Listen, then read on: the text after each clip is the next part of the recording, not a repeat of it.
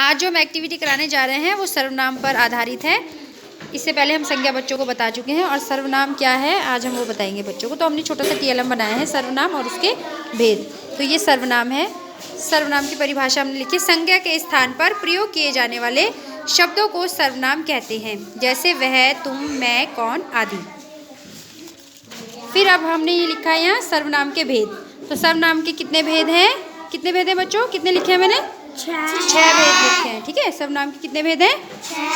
6 भेद हैं। ठीक है, तो सर्वनाम के 6 भेदों में देखिए आप, सबसे पहले क्या लिखा है? पुरुषवाचक सर्वनाम, निश्चयवाचक सर्वनाम, अनिश्चयवाचक सर्वनाम, संबंधवाचक सर्वनाम, प्रश्नवाचक सर्वनाम और निजवाचक सर्वनाम। तो ये सर्वनाम के क्या है?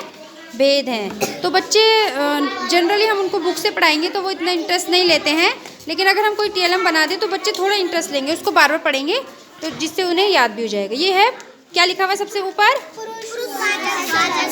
पुरुषवाचक सर्वनाम की परिभाषा।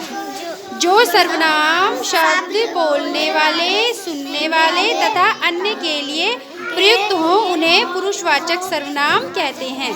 जैसे मैं, हम, तुम। मैं बाजार जा रही हूँ, है ना? तो ये क्या है? पुरुषवाचक सर्वनाम। उसके बाद नेक्स्ट है, ये क्या लिखा है? निश्चयवाचक सर्वनाम।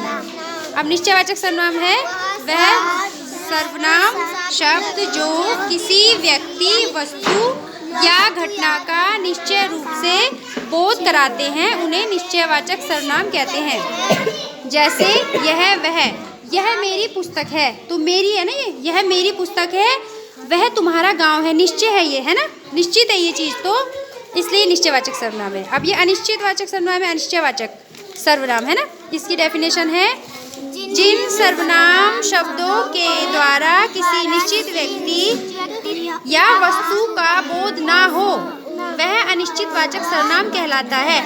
कोई डेफिनेट नहीं है, हमें कुछ पता नहीं उसके बारे में ज़्यादा, है ना? जैसे कुछ या कोई, कुछ सेब टोकरी में है, हमें नहीं पता कि 5 हैं वो 10 हैं कितने, है ना? कुछ है तो अनिश्चित है ये। ठीक है, तो ये क्या है? अनिश्चयवाचक सर्वनाम। फिर है संबंधवाचक सर्वनाम। इसमें पढ़ो बच्चों, जिन सर्वनाम शब्दों का प्रयोग वाक्य में दूसरे सर्वनाम के साथ संबंध बताने के लिए किया जाता है उन्हें संबंधवाचक सर्वनाम कहते हैं। जैसे जैसी करनी वैसी भरनी, है ना? जैसा राजा वैसी प्रजा, है ना?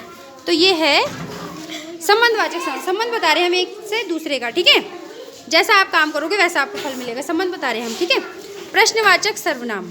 तो इसमें है, पढ़ो, जो शब्द प्रश्न पूछने के लिए प्रयोग किए जाते हैं उन्हें प्रश्नवाचक सर्वनाम कहते हैं। जैसे कौन, किसने आदि। आज कौन आया है ना? वह कौन है ना? किसने सेब खाए? प्रश्न पूछ रहे हैं हम। ठीक है, अब ये है निजवाचक सर्वनाम। जिन सर्वनाम शब्दों का प्रयोग अपने आप का बोध कराने के लिए होता है उन्हें निजवाचक सर्वनाम कहते हैं। जैसे स्वयं, अपने आप। जैसे कि हमें अपना काम अपने आप करना चाहिए, है ना? हमें स्वयं बाजार जाकर अपना सामान लाना चाहिए। ठीक है, तो ये सर्वनाम का हमने छोटा सा TLM बनाया है और हम बच्चों को 3 से लेकर 5 क्लास तक के बच्चों को हम ये इसके बारे में बता सकते हैं।